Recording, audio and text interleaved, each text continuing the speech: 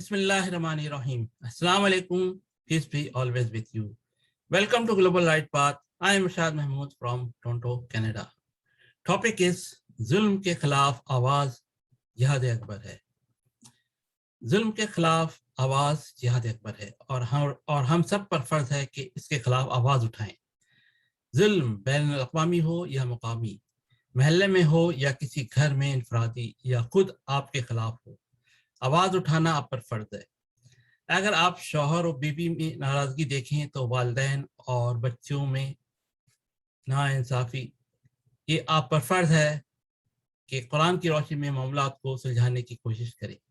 جب تک ہمارے گھر میں سکون نہیں ہوگا گھر جنت نہیں بن سکتا، اور جب تک گھر جنت نہیں بنتا بین الاقوامی سطح پر کامیابی نہیں پا سکتے، کیونکہ یہی اللہ کا قانون ہے.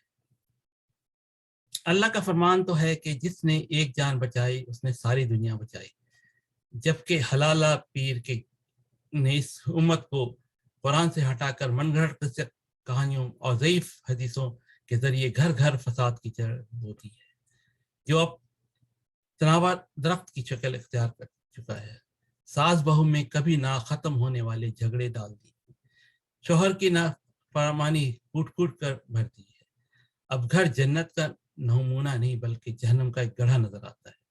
حلالہ پیر اور اس کے چیلے جال بچھائے شکار پھنسنے کا انتظار کر رہے ہوتے ہیں.